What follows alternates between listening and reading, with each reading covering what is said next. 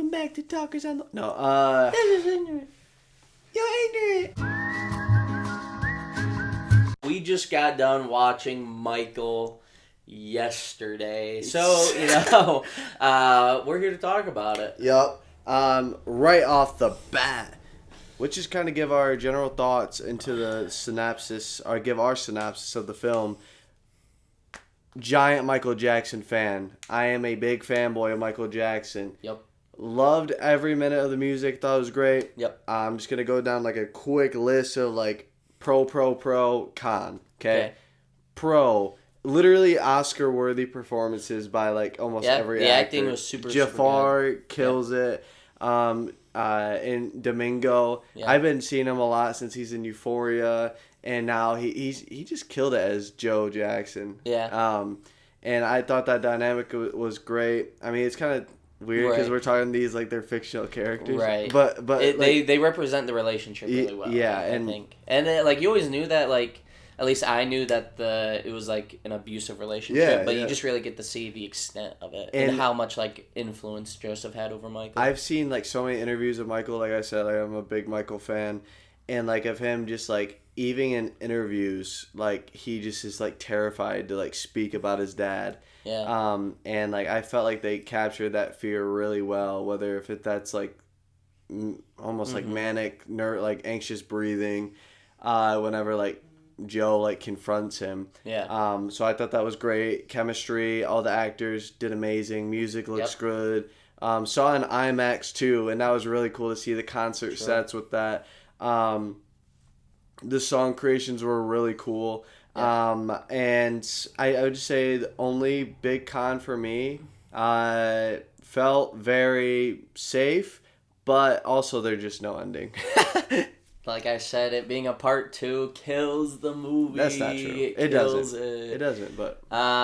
yeah, there's no satisfactory ending. Me, personally, I can never rewatch this film, at least as is. Yeah. Maybe once the part 2 comes out, I could. Yeah. I also saw a meme Schmidt actually sent me. It was like 10 movie plan just released.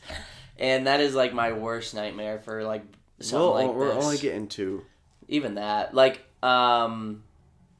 other than, like, I do think, because you said that they had to rewrite the final act because of the allegations. 22 days of reshooting. Because they weren't allowed to do and I think that is a big detriment. It does make the film seem like much more of a puff piece than it was probably intended to be. Yeah. Like, where they're just polishing up Michael's image and, like, brushing all the dark stuff under the rug. At least it seemed like at the very least, like...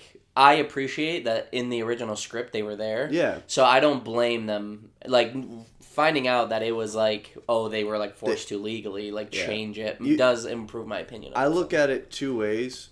One, I'm going to say I really appreciated them trying, but also, like, I don't want to say do your homework, but you have a Michael, like the Jackson family legal team who's been through this shit since the 90s and 2000s. Yeah. So it's just like, go through your legal terms when you are making this movie. It is very interesting, that they did the whole, like, shooting and only found out afterwards that they're like, ooh, we can't use this? Yeah. I don't know too much about the situation, but I guess something about one of the victims, like, they're not allowed to talk about it. It's a clause, yeah.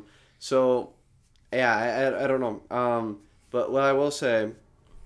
Because I was very curious after the movie, because the way they described it when I had to reshoot is like an accuser's clause. So maybe I wouldn't be surprised if all of these accusations have the same clause in it. Mm-hmm.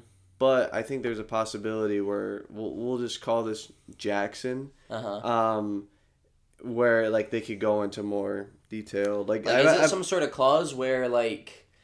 I think it might be a specific like case. They don't want the Jacksons to profit from like the victims type of thing by using their story, or I don't know. I think it's just like maybe we should have done our homework. Maybe we should have, but I think it kind of been like a double-sided NDA type of thing. Yeah, like, I guess that's fair. But yeah, like I don't want to go too far into hypotheticals and just more so of what we got, but it is important to talk about. Sure. For sure. But yeah, I like. When I saw these reviews, it's like it's all puff, And it's like and to be fair to some of these reviews, after we got done watching the movie, I think one of the first things I said is that sometimes it felt like a puff piece. And then it felt like a puff. Like I saw reviews, there's no substance, and I was like, oh no, I was getting really worried. It didn't ruin like my expectations for the movies because I still had it really high, but I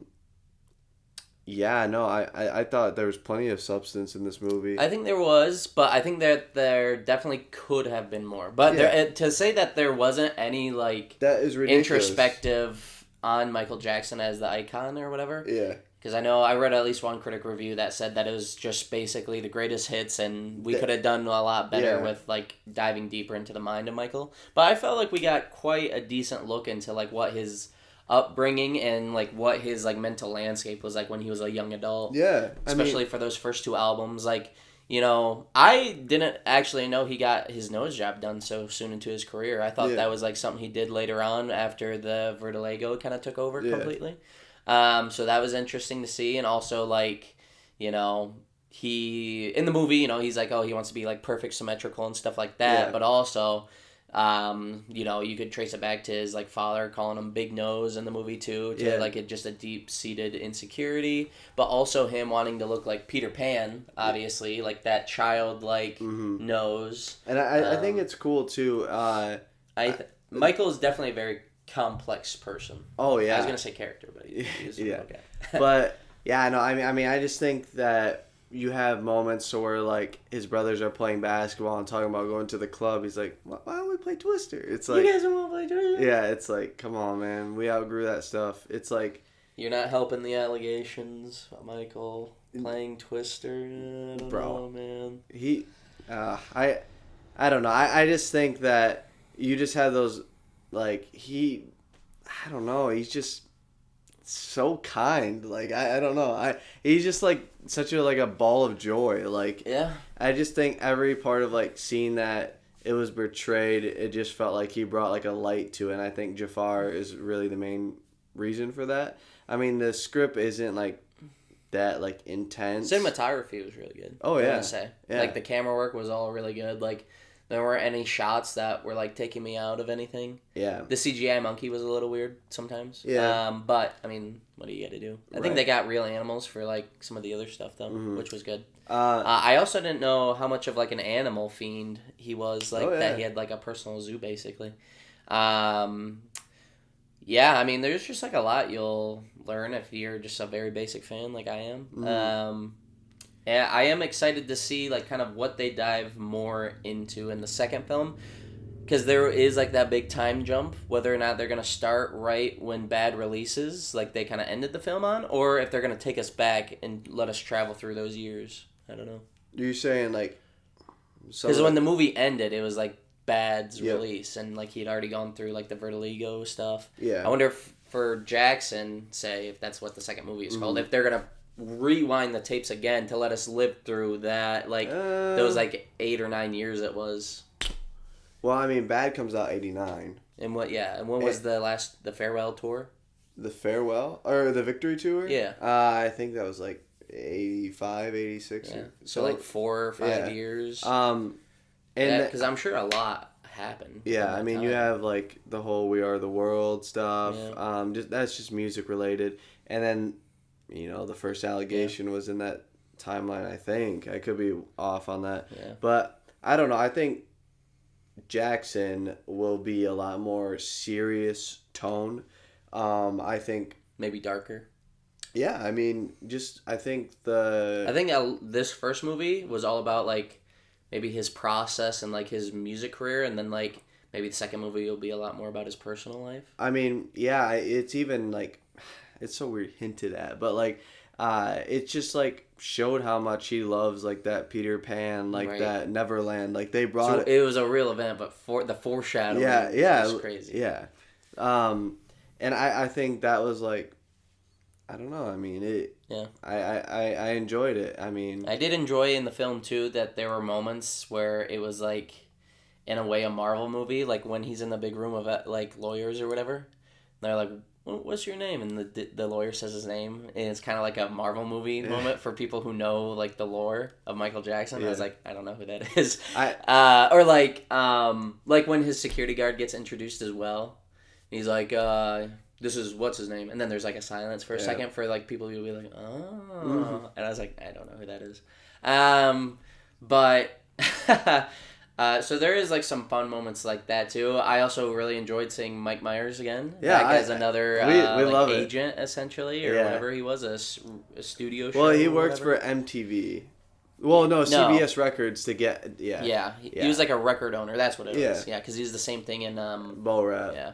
But yeah, no, I mean Mike Myers is great. Yep. I could talk about Mike Myers all day, but this movie is called Michael, not Mike Myers. But maybe that's what it was for. But yeah, no, I mean, there's just a lot of things to like. I know he was beefing with the whole Beat It gang stuff. I thought that was really cool. I mean, it's a really good like. I just felt like there needed to be more. You just want more like agent, like Michael's trying to get something going. more context, like more like what? How did that resolve? Because clearly it didn't solve gang violence. So I wanted to see what happened afterwards. Yeah, I mean, so I either wanted them to be more or less of that, because it's like they left us in a really in between. Like it's cool to see that it was something that he did. Yeah, okay, but so I want more to combat that. Less. I know it's not specifically gang violence, and you might call this a reach. I don't think it is. Basically, like. Being like him being like I want to have music that like heals the world. Like I think that like not about like violence, whether that be like gang violence or just war in general or like poverty, starvation, that type of stuff. I think that is just that big lumped in how he took away from it through his creative process. And you definitely get that in later albums. I mean, it's literally on the nose. But yeah. I mean, I just think that that section could have been handled better. Either, in my opinion, you need to put like more context or less to make it like. I just felt like it was in a really in between area. I mean, you could just say go and do your own homework, but I'm watching a fucking movie. I don't think it's that crazy to give me the context for if you want me to appreciate a scene, But yeah. Otherwise, I mean, I didn't really have any other problems about the film. Yeah. There was nothing that I felt like other than, that little bit where I was like, we could have done without that.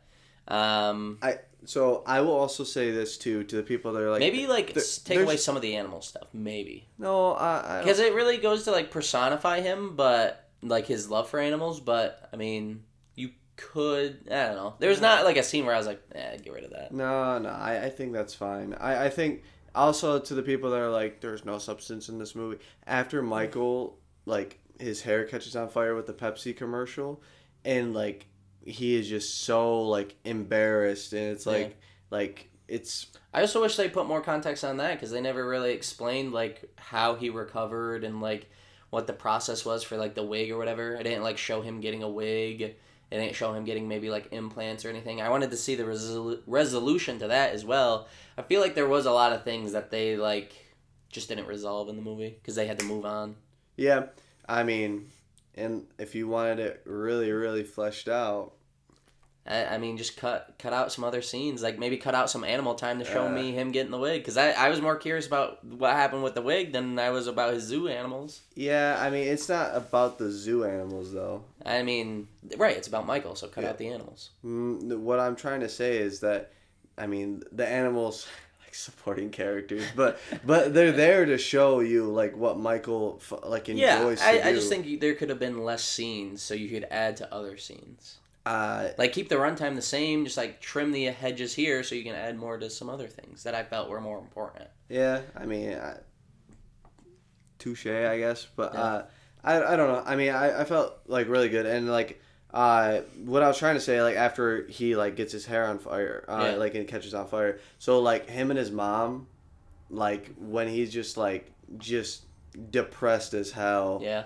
And that shit was just heartbreaking when he's just laying down and he turns aside and you just see the tears coming out. It's oh my God, Michael, what happened to you? I'm so sorry. Yeah. And I don't know, maybe that's just me being the Michael fanboy. Right. I mean, it is sad. I mean, he's never had a normal like childhood or family or whatever. So it definitely does like get to you a little bit. Yeah. And like someone that like weighs his security like 1,000-ton bricks. Yeah. It's like that shit will fuck you up. Yeah. Yeah, I mean, and then you go that to the Victory Tour, and then it's basically the end. It's just 2 concerts back to back, and then that's the end. Yeah. So that's really all it is. It's basically just like the movie ends with him cutting ties with his dad. Yeah, and really like moving on. Yeah. He's moving out. He is moving on. Really, he's like getting ready to like start up his Neverland park. Yep. To like for the kids and stuff. And yeah, I mean, you've got like maybe like 1 or 2 albums before Bad, or was Bad his next album after Thriller? Mm-hmm. It was just his next one. Huh? So it's just a big leap then in time between albums. Yeah, yep. That's fair. And that's why I brought up the Heal the World stuff. Right. Or not Heal the World. We Are the World. Yeah. Like, because that's like one of his big movie things. Obviously with Michael's like catalog of music, there's obviously some songs I wish were in there. Like, no PYT. True. There's no The Girl's Mine with Paul McCartney. It would have been very cool to see Paul McCartney. Could have been a reference to the Beatles movie coming out. True. Movies. Yes.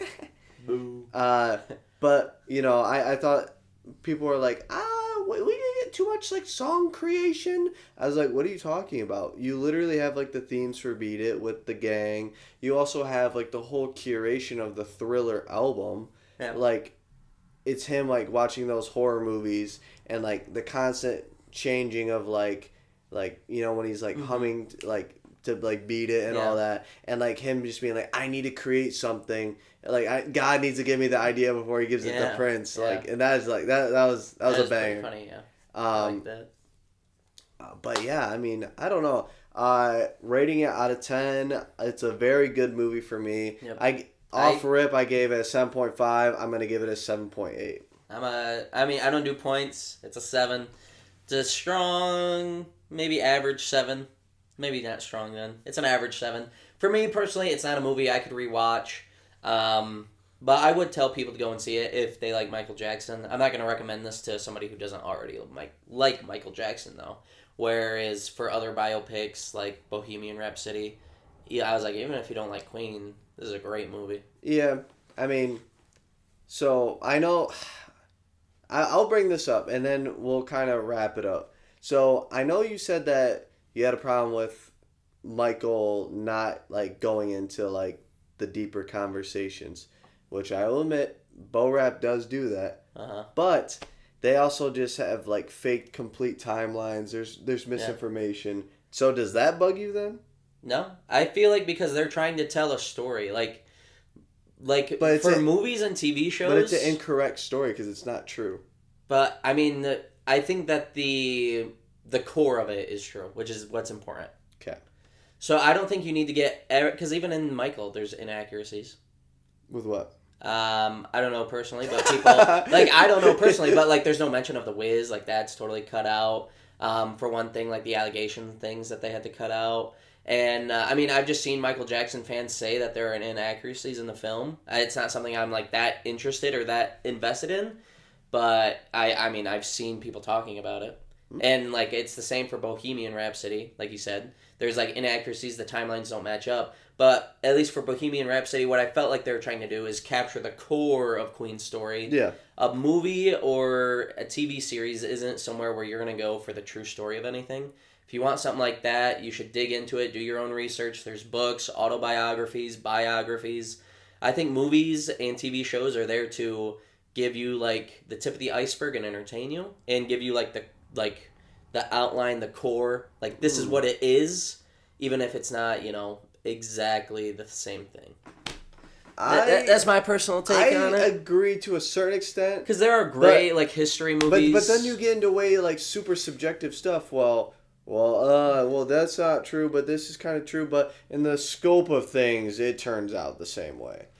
Yeah, I just think as long as, they're staying true to, the core of the story, I mean, it doesn't bother me too much. Yeah. There's a great historical movie, The King with Timothy Chalamet. I'm sure that isn't exactly, 1-to-1 what happened in history, but it's a very entertaining story, and it's like the core. Like if I wanted to, I could go in and research more about, King Henry V or whatever. But like I get the core of the story that he was like a reluctant king who didn't want to go to war with France, and all these things happen. And then if I wanted to, I could go in and look more into it. Yeah. One last thing. So, is Bo Rap your favorite biopic? It's like the one that comes to my mind whenever we talk about them, so probably, but there might be one that I'm just not thinking of. Well, if we're going to go biopics, I know it's like music biopics are its own subgenre, but I mean, Oppenheimer is the best biopic. Yeah. That's it. And that's not like those have inaccuracies, but you capture the core of Oppenheimer's story. Yeah. So I think that's like the same thing. Like, you leave the theater and people are like, oh, there's all these inaccuracies. But it's like the core of what they were trying to get across. Well, I just wanted to hear your philosophy on it. Because I know you were poking at like the Michael stuff about not going deeper into certain things. But I just wanted to see like how you reacted to things just being like falsely made. Yeah, and because like the thing with Bohemian Rhapsody, I don't think their inaccuracies were there to cover things up or to make people look better than they were. I think it was just for convenience of the story. Whereas you could look at Michael and be like, it feels like they're covering things up even though legally they just couldn't have it in the movie. Yeah. If that makes sense. No, it does. Yeah. I think there's definitely a difference between like, altering the truth to fit a story. Because like movies and TV shows just aren't great for biopics, in my personal opinion. Just because they're just like, the timeline, like, how could you ever fit somebody's life within, I mean, we're only getting 2 movies. How could you fit an entire lifetime into 4 hours? So you're going to have to cut corners, change things, curve the truth a little bit here and there. It's just not an accurate way. The best way to do that sort of thing, if you want to get the true story of, like, a real person's life, is definitely books, probably. But movies and TV shows are obviously entertaining, so we're going to keep doing them. Mm-hmm. And it gets you that core message, and then you're like, well, maybe I'll go and read the book now. But yeah, I that's about it for me, though. Yeah, no. I am looking forward to the second one as much as I didn't want one. But now that I've seen the first one, obviously, I'm looking forward to the second one. Yeah, I mean, I've been staying on this side. I mean, really enjoyed it. I can watch this as much as I want. I mean, it's just like the perfect, like, I think it has great replay value, honestly. I think you can really just go in, sit down on it, like, hang out with someone, turn on. If it's a group setting too, turn it on. People can talk, jam out to Michael Jackson music because it's amazing. Yep. But yeah, I mean, that's pretty much it for me. I think this will probably be like the last bit of our Michael videos. But yeah, I hope you enjoyed it, and I'm sure there'll be more biopics that we talk about in the future. Peace.